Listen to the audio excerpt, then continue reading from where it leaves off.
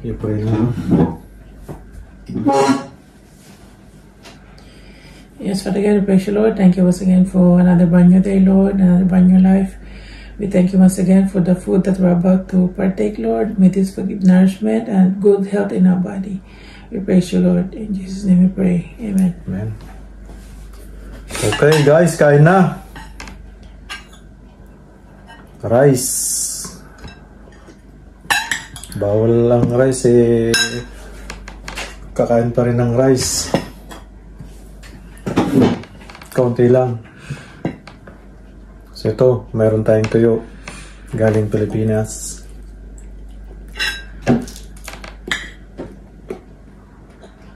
Hindi na siya crunchy. Linuto ko sa labas.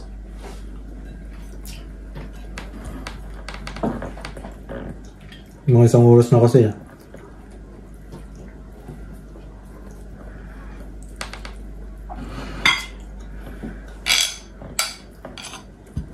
Ito na yung adobo. Ito yung madalas na niluluto ko pag wala talaga. Nung nasa Pilipinas pa. Pag pumunta ka ng bukid noon,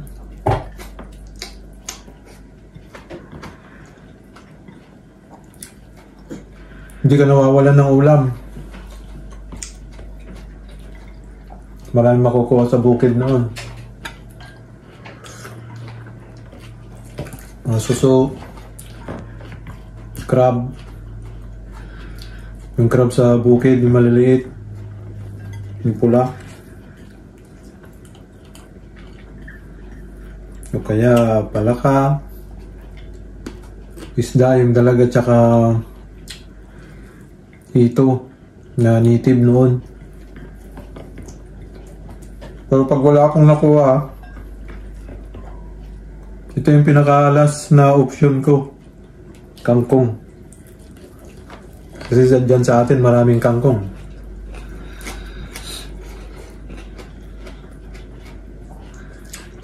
Adobo.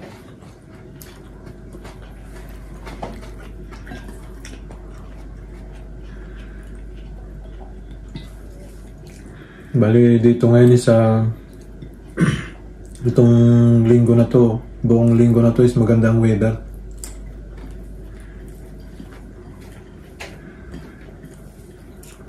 Shoutout mo rin yung mga viewer natin, Mi.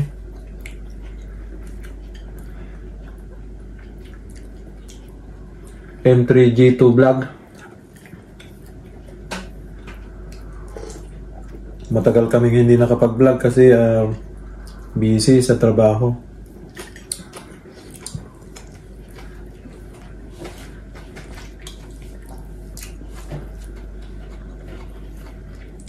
Trabaho, hatid sundo sa mga bata, sa school. Ganito lang ang trabaho namin dito.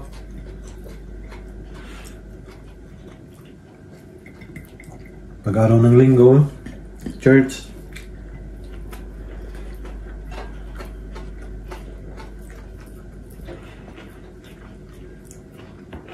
Nawala na yung crunchy nito ah. Ano di karing? Yung tuyo. Asan ang tuyo? Kala ko yung tuyo yung prenito mo.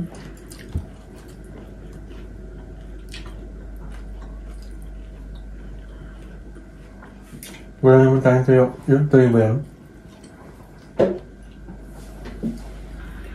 Hindi ka ba nag-uwi?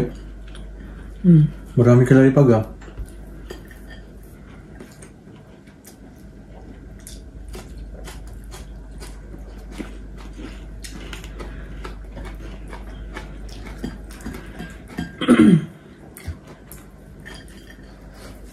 Sarap magkamay.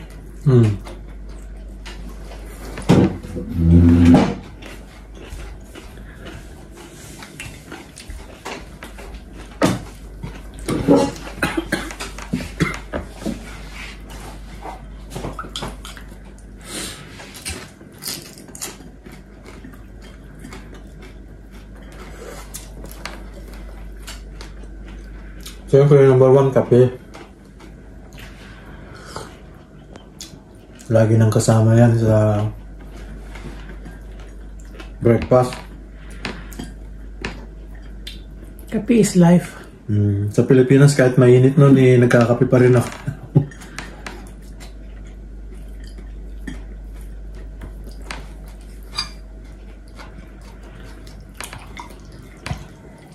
Kangkong, maganda to sa katawan, healthy.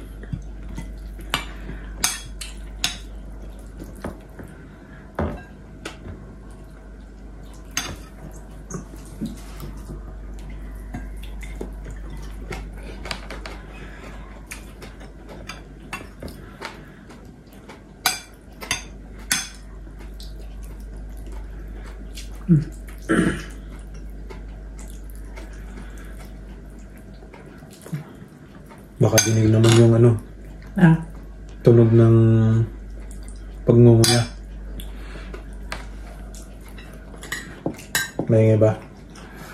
Ewan ko. Ibang nagbablog na. Sabagay yung mga vlogger.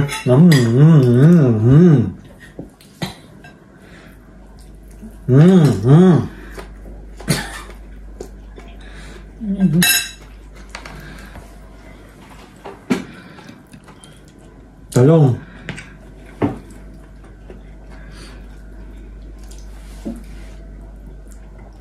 Pritong talong.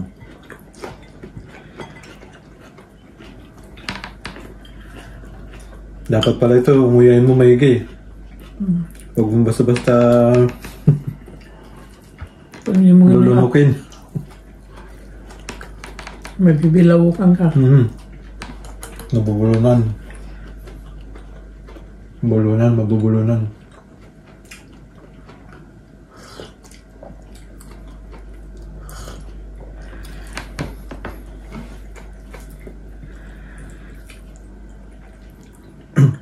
Ano lang to, nadubo ko lang siya.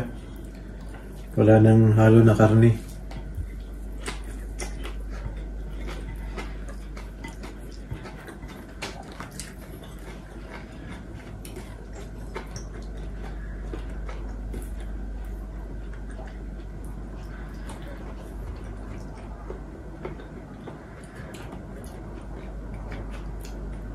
Gumawa sana ako ng sausawan na kalamansi, no?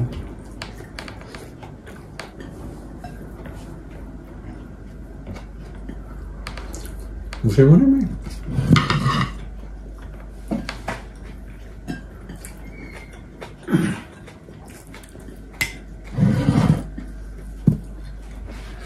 Day off ni Mrs. ngayon. Mamayang gabi pa ako papasok. Today is Monday.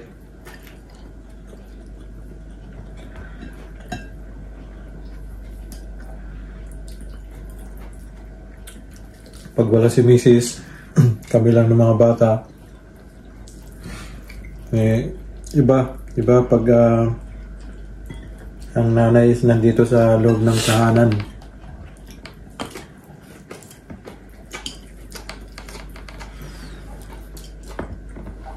Mas masaya ang mga bata.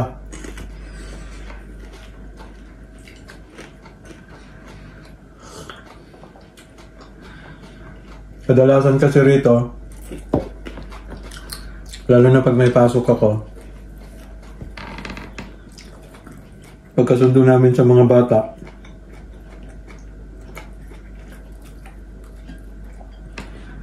pagsundo ko sa mga bata, pag nagsama na yung dalawa, dito sila naglalaro sa sala, ako naman matutulog dahil panggabi ako. Pero bago ako matulog, i-prepare ko na lahat ng mga pagkain nila, kailangan nila. Hanggang sa pagdating ng alas 7, gigising na ako. Mag-prepare na rin, magluto ng kung ano yung maluto. Darating naman si Mrs. ng alas 8.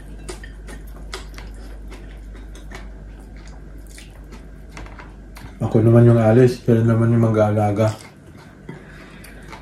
Alas 8 ng gabi.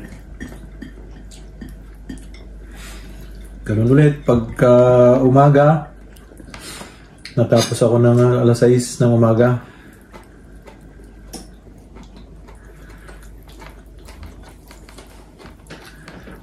Papasok naman si Mrs. alas 7 ng umaga. Ganun lang yun. Ganun lang umikot yung buhay namin dito.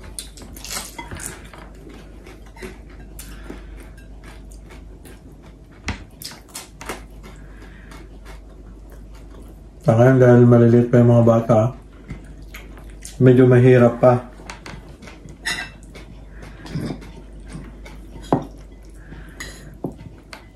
Pero pag lumaki naman na sila,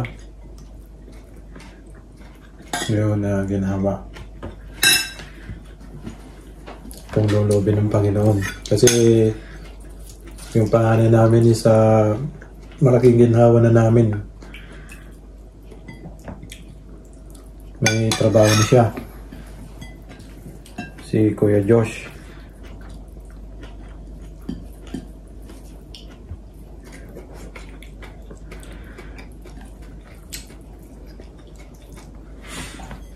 Anong year na natin? First year. High school.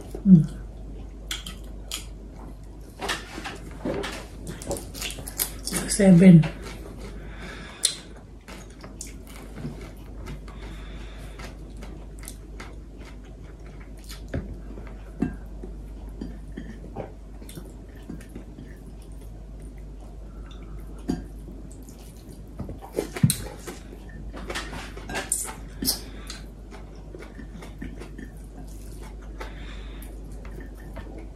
Nandiyan ang papaya.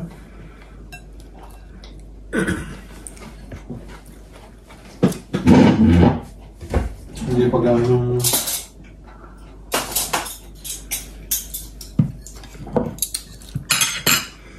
May kape? oo.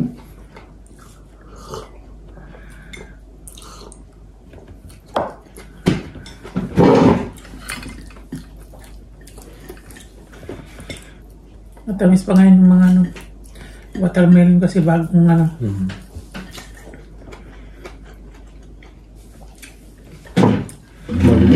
bagong harvest.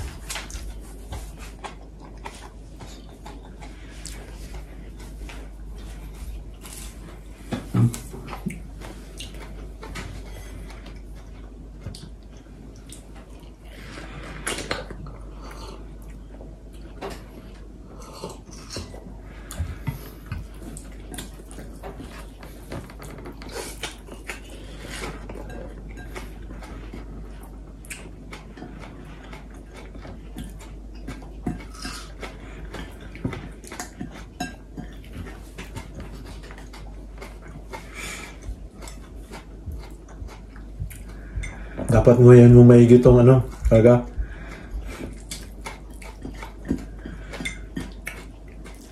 Kangkong.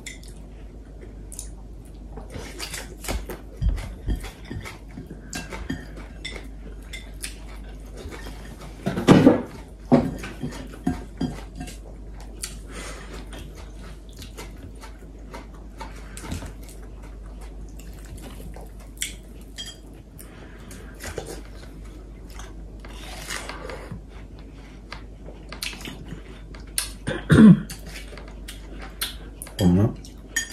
Ang tamis.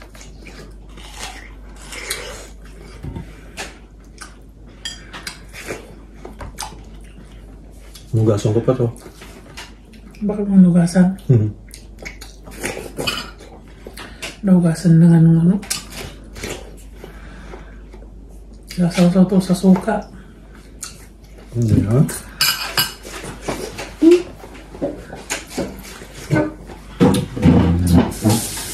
Binigal.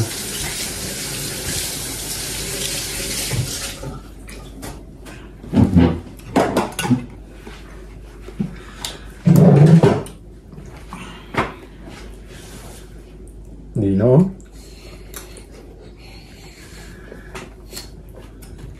Oh, tamis. Ang tamis. Magkano bili mo to? May 5 pounds to eh. 5.99. Okay.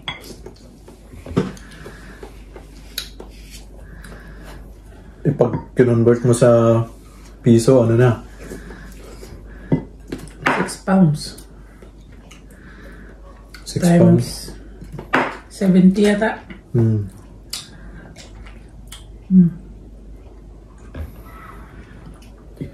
3,000. Oh, hindi. Sorry. 300 something.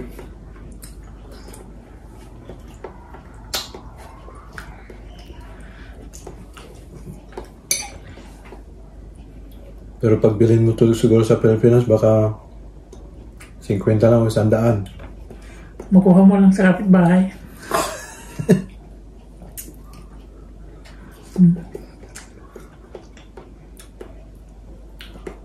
Hindi pwede yun.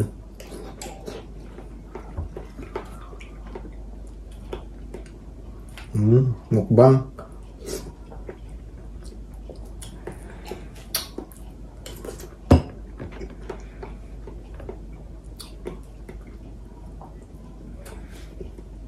Hinog naman na.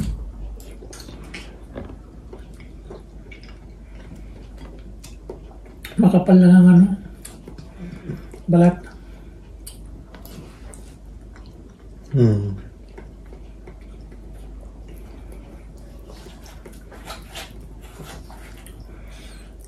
I think galing ito sa India.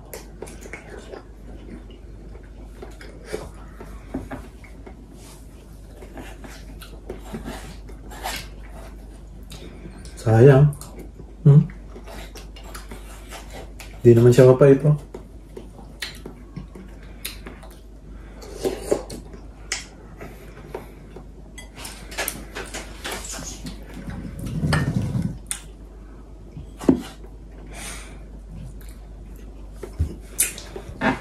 Shoutout na ni Ruda.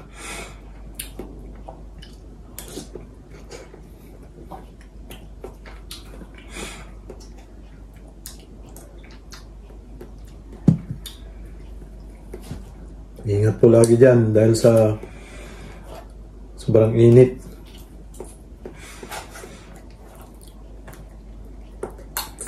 Lalabas, lulubog naman yung araw dito. Dito is malamig. Mainit naman yung sikat ng araw. Pero ewan ko lang sa ano, sa Ugos. Pero malamig yung hangin niya. Yun ang kainitan. Naman pa Ugos. Busin natin to.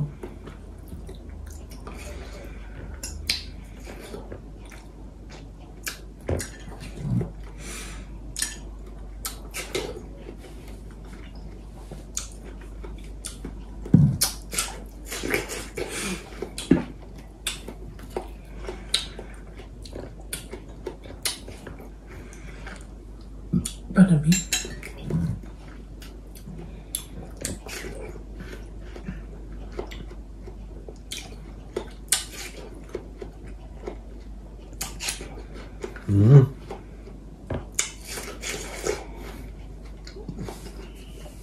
Thank you for watching, guys. Bye. Bye.